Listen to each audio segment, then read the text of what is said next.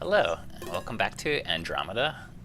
There's been a bunch of changes since the last time. In fact, I've had a baby about 6 months ago, and things have slowed down. But I've been working on the game slowly and surely. And one of the new features here is the character editor. I'm gonna make a character real quick. Let's do this. Give them green hair. I'll need a lot of green.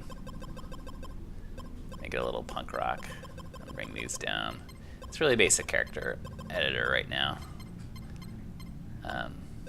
Oh, you got mustaches and stuff. Beards. I'm gonna do a smallish beard, and we're gonna make that green too. Just like that. It's slightly darker, let's say. And then I can also make a person any skin color I want. Let's make them, I don't know what we're gonna make them. Let's make them not a white person for once. Just because we can. Okay, great. This is our dude. So that's not. So I've done a lot of work with layering in the game, but pushable objects are sort of still on the edge. I'm gonna do this. You'll see as I walk through the fields, things popping in and out of things. When I'm standing in front of trees, things make a lot more sense. I notice that my character looks like the Joker right now with my purple robe and my green hair. These are new artwork for the slimes. When they attack you, they got little spikes that come out. All that. I'm gonna go ahead and learn magic because when you start out, you don't have any magic at all. And I'm gonna skip past most of the dialogue. I talk to this guy. Tell him I do want to learn magic. And this is me learning non-elemental magic. And now I have just this one spell. There's a spellbook laying around here. I'm just not getting it. So I'm gonna leave that book for later. I'm gonna go ahead and save my game. Just good practice. Now if I want to go fight these slimes,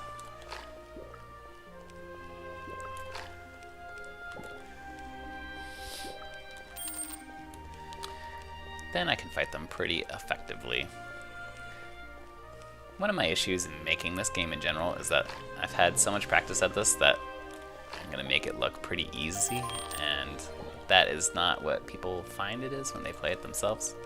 We got a little mushroom guy chasing me, just kiting and shooting, and I want the treasure chest up there. But it's a little dangerous to go up there when everything's following me. I got poisoned. Let me learn a new spell. So I've changed it now so that new spells come in the form of spell books. Mainly because I just wanted to have more things to put in treasure chests. Especially right now, you've only got 4 equipment slots. There we go, this guy's almost dead. I got poisoned again. Yeah, magic missile is homing. Depending on if you've watched any of the other videos. Right now I have it, makes a lot of magic missiles. They don't home especially fast, so it's pretty easy for them to miss. Didn't want to make it a spell that just automatically kills things every time. That makes the game too easy. This guy keeps dodging. He's super good at dodging. If you cast a few missiles, they tend to go for the closest target, but if they miss, yeah, you can see they'll turn. Try to hit the next target instead. I'm not worried about spoiling any secrets right now. Just doing what I normally do when I play through. So I've been working a lot on the special effects of spells in this game. The biggest thing is now every time your spell hits something, there's a nice little splash that happens. Makes it look a lot better, I'd say. But I didn't want to go crazy with the particle effects, because it does seem easy to overuse them and crowd up the screen and make it more difficult to tell what's going on. So at this particular point in the game development process, there's no reason to have higher levels of a certain spell school. You can see my non-elemental magic is up to level 3 now. There's dudes to talk to. I don't have any gold. So there's a vendor there. I'm not going to buy anything. I'm just going to basically go through the introductory forest and the first boss. Oh, and let me get a treasure chest that will make things a little easier. If this were someone new to the game playing, they'd probably kill more enemies, level up a little more. They would get extra stats that way, but since I'm going through this all pretty quickly, I'm just going to get all the secrets and become extra powerful quickly. So the staff is a big improvement over no staff. So this is the new forest. I finally got trees to work the way that I wanted them to. Before, I couldn't have very much overlap with the trees. I could have maybe 2 trees overlapping each other, and then it was a very manual process in order to make that look good. Now I made it so I can just, when I'm creating levels, just click and drag and make a million trees. Make it the border for everything. These piranha plants, I feel like I may have stolen some of the idea from Super Mario Brothers, but at this point, that game's been around so long that it's canon. There's a secret treasure chest up there that I'm going to jump into the maze of trees and grab. Let me equip this. Current robe is this one. 1 defense, 3 defense, +1 int, +1 focus. Way better. It's also going to match my facial hair and head hair, and now I'm very green. It's really not the best aesthetic, but extra input. I cast a spell that doesn't exist or that I don't know yet, but I can just tell you that that particular spell combination doesn't mean anything. So here's the other spell, Push, which is really just for pushing enemies away from you. Doesn't do any damage. There's a wolf lurking around here. I'm thinking this might be too tight of a corridor to really have him around, especially because with the trees there's so much coverage and perspective that it's easy for him to sort of hide. But there we go, he's not too bad. This is the ice trainer's house,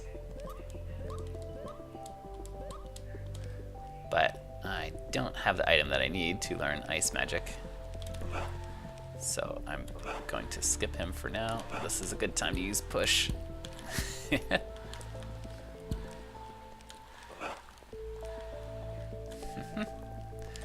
Now the question is, and I have to change the respawn logic a little bit because these wolves are seriously hard. Oh, there we go. I did manage to die, but it'll be pretty quick to go back through the forest again. Right now I have it that all enemies in an area, or they'll respawn a little less over time if you keep fighting enemies in the same area. But for the most part, if you leave and come back, even just to go into that house there that I showed, then they all respawn. And that made it tough with the wolf, who hangs out right outside and gets pretty aggressive. Let's see. So I'm using Spell Burst for most of these. If you don't need the homing and you don't need the range, it does better damage than Magic Missile, at least at low power. At higher power, the damage scales up and you get more missiles, and it tends to... Oh, there we go. There's that wolf hiding. Alright. In this case, he might be harder than the boss. I'm going to show the boss next, the first boss of the game, who I've reworked. I made a video with the boss before. I've reworked it a little bit to make more sense.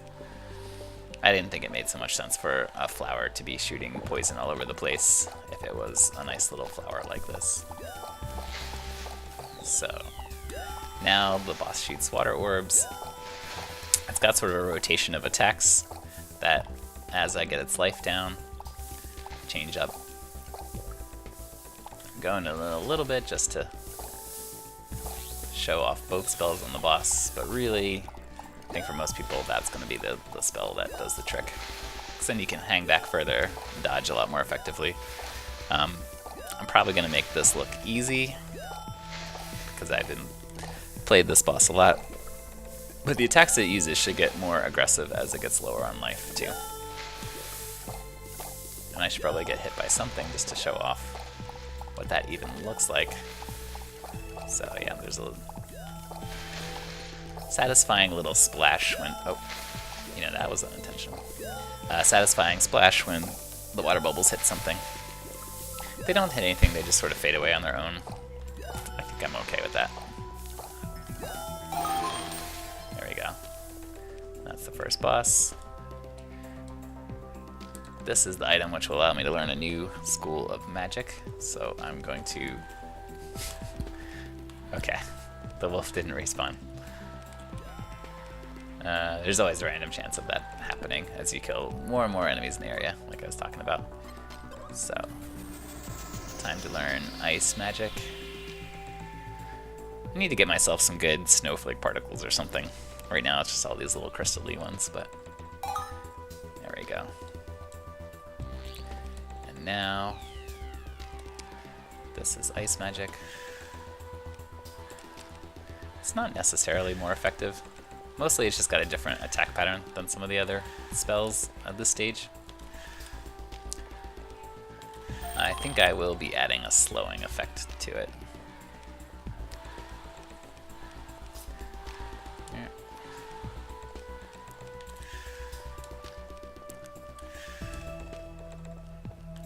It does really good damage when you're up very close, and several of the ice fragments hits them. But from a distance, you'll probably only get one to hit, which shouldn't do very good damage. Oh, 32 is not bad. Let's see.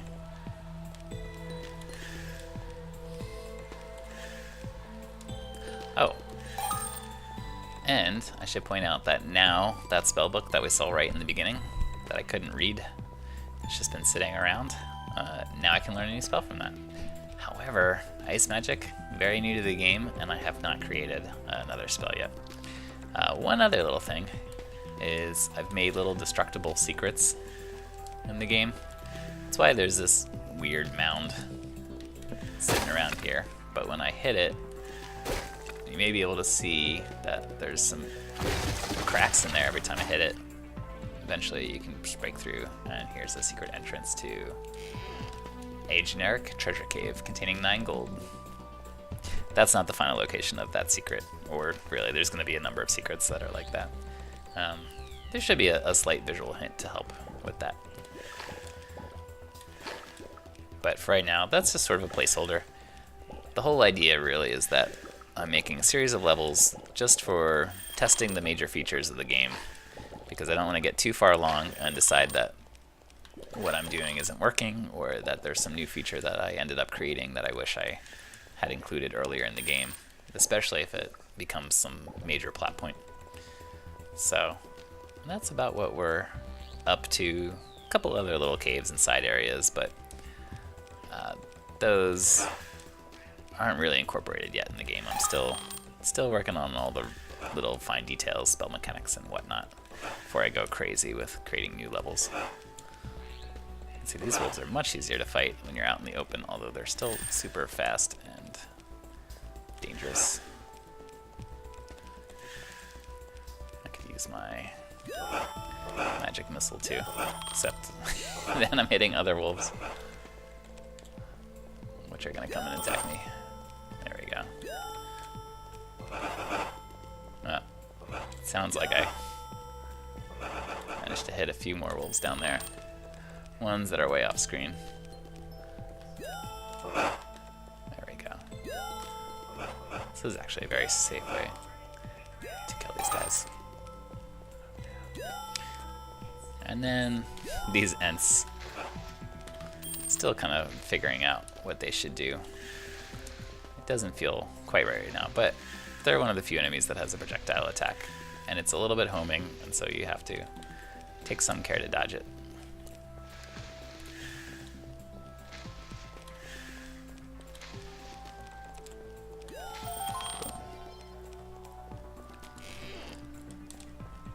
That's mostly where we're at. There's one more little secret down here I'll show off. Nothing crazy, but there's some hidden items in the game.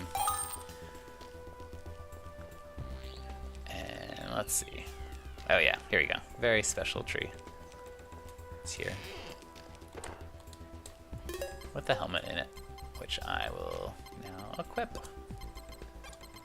Here we go. So now I am a completely green person.